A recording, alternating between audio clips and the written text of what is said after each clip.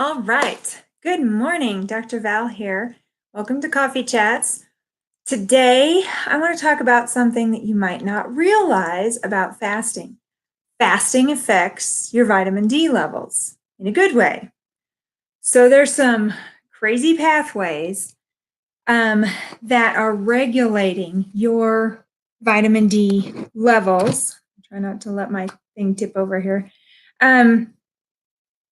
So, one of the things that's super important in the repair of all of your cells, repair of mitochondria, repair of proteins inside the cell, lots of those pathways are affected by vitamin D. Vitamin D is critical. Vitamin D, they call it the sunshine vitamin, right? It's when you go outside and you get some sun exposure, and in your skin, there's an inactive form of vitamin D that turns into active vitamin D. Many chronic diseases have a correlation with very low vitamin D levels, some more than others.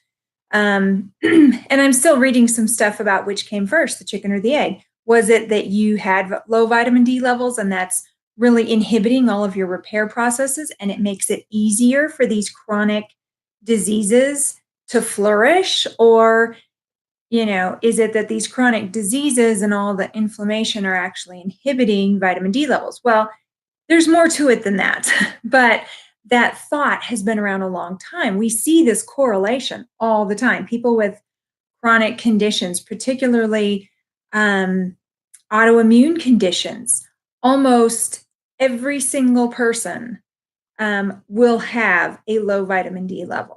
Then there's people that are like, "Oh, I'm pretty healthy," and they still have a low vitamin D level. So what gives? Well, there's several things that can inhibit your vitamin D level, no matter how much you're taking, no matter how much, you can supplement away, and it's not going to do any good if some of these pathways are really out of balance. So the first pathway that you have to understand is in your nervous system that's automatic, that's controlling many automatic processes going on in your body, your heart rate, your breathing rate, your levels of many hormones. There's this automatic system, and there's two branches of that: a sympathetic and a parasympathetic. Sympathetic is the fight or flight response. So it kicks in when you experience an external stressor. So the tiger jumps out of the bushes. Oh my word, everything in your body shifts. It gets the signal, instantly activate, like really rev up sympathetic nervous system. Your adrenaline starts pumping, your blood vessels all to your muscles all dilate to give your muscles more blood flow, so that you have enough blood flow to your muscles to go outrun that tiger. The digestion all slows down because that's not important right now, right? So we have a sympathetic response, and then the balance to that is the parasympathetic, which is the rest and digest. So it's when you're calm and everything's going great, your body is in rest and digest mode. So those things are often out of balance. There are some ways to monitor what your parasympathetic levels are in relation to your, are you operating more in a sympathetic state all the time or a parasympathetic? And when I say stressor, that isn't just a tiger jumped out, or, oh my word, somebody swerved in front of you with the car, or, something abrupt, because we live in a very stressed culture, emotional. So your body only has one response when it freaks out, and it can trigger that response, whether it's the tiger that jumps out of the bushes, or you open up your bill and statement and go, oh my word, how am I going to pay for this month?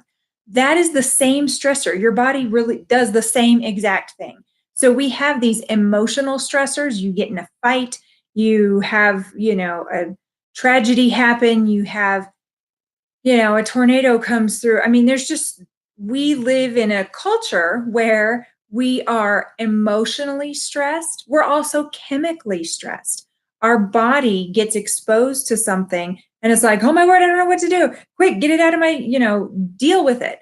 And so there are constant stressors. And most people today are living in a sympathetic dominant body. So that's not good, because if the whole parasympathetic response is averaging way lower, it's not dominant, you go back and forth. That's normal. It's a teeter totter, a seesaw.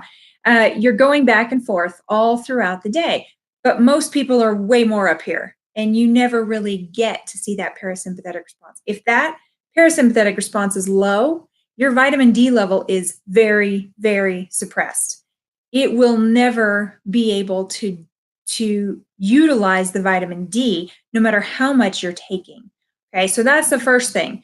Then in your parasympathetic branch, remember I said it was rest and digest? Well, it has a teeter totter under it of these controlling factors.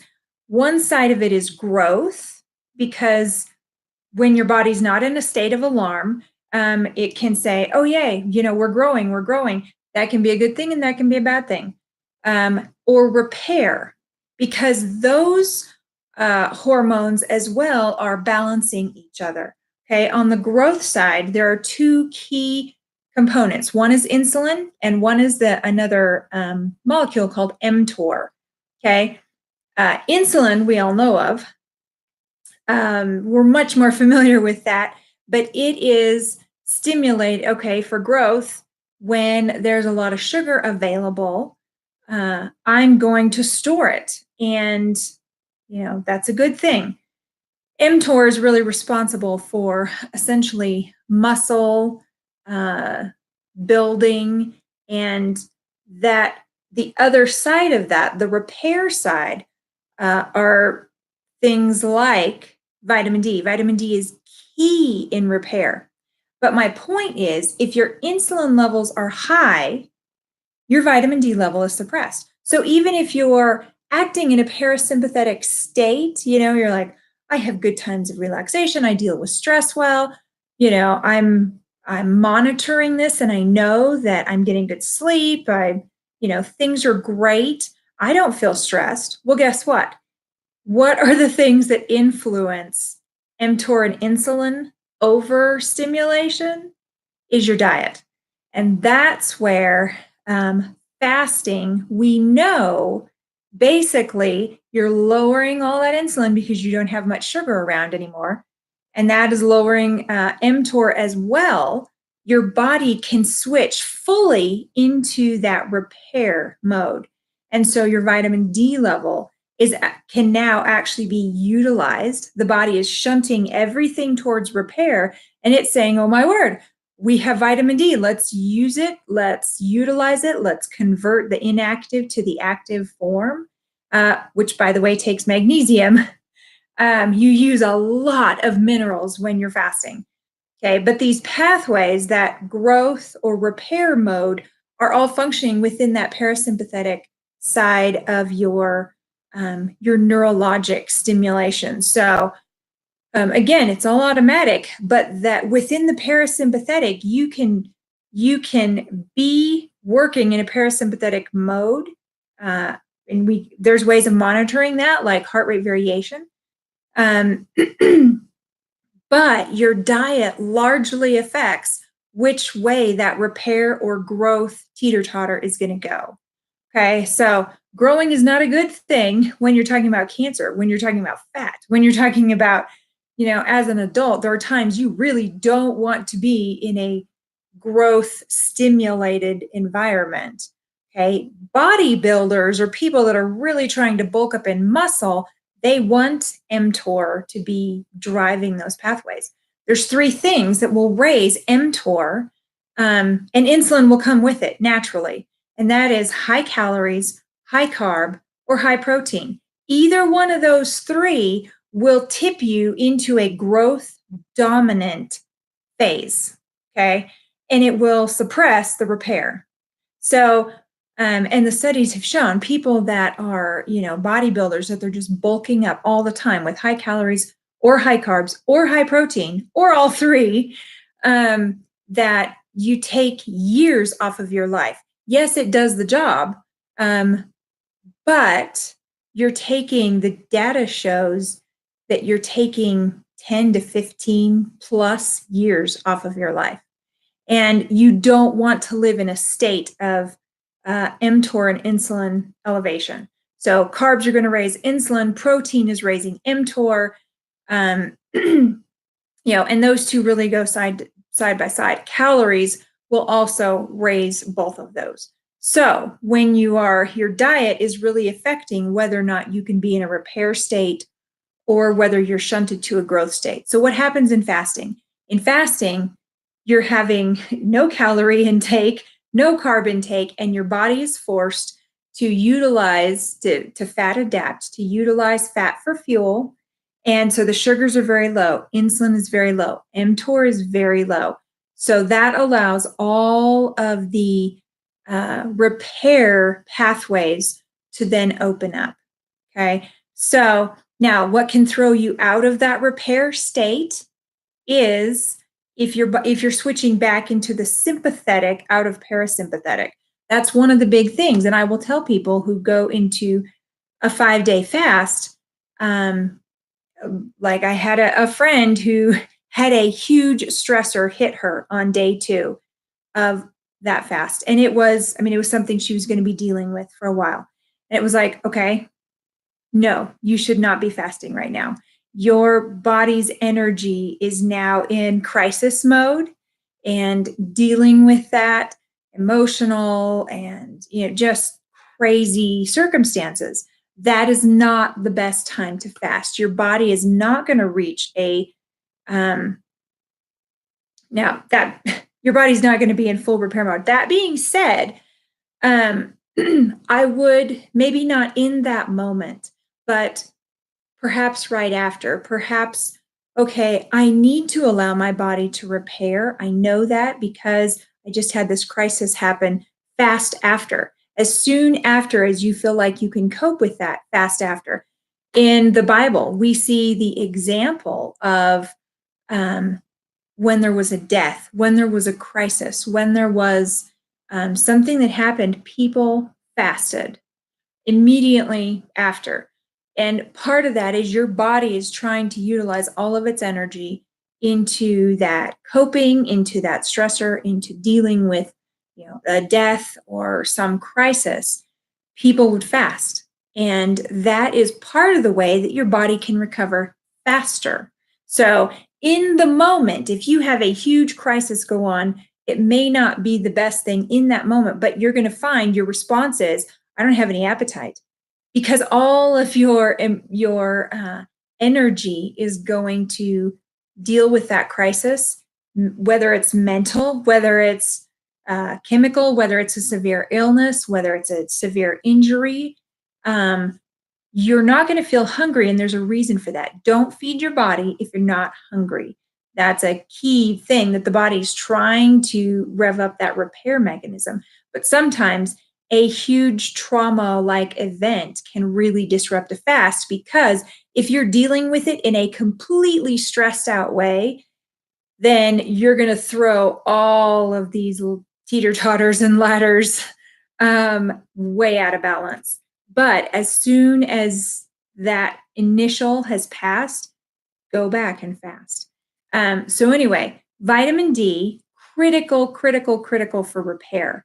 And you can throw that out by the external stressors. You can throw that out by what you're eating. So if you have high calorie, high carb, or high protein, if you're eating too much protein, you can shoot up mTOR and insulin. Your vitamin D level is going to be useless. So I am one of those. Autoimmune condition, my vitamin D level was checked and it was 21. That's super low. Okay. And I took tons of vitamin D, didn't raise it like more than, I think, 10 points after a year of being on vitamin D every single day. So this is one of the things you have to understand. There are a lot of people that you can take a ton of vitamin D, but fasting will let that vitamin D, it will raise your vitamin D level in that time. It will absolutely utilize the vitamin D you have. It will be better adapted to utilize that pathway. And so fasting and ketogenic diet both have, and diet variation, those three things together get your vitamin D level higher because you're able to balance between these levels and understand this is raising this is raising this, and it's quite a cycle. So that's all I had today. So if you have really low vitamin D levels despite everything else, look at those two things. Are you in the sympathetic system? And are you doing things dietarily that are raising calories, carbs, or protein? Protein is huge. I moved from Texas recently. They love their protein. Okay. You get a steak at Texas Roadhouse, and I mean, they're just massive. People generally are eating way too much protein multiple times a day. You don't need that much protein when you're constantly driving protein. You are literally holding down all of your repair pathways. And in the long run, that is very, very detrimental to your health. So that's all I have for today. Hope to see you tomorrow, 9 o'clock Mountain Time. Tune in for more. Thanks.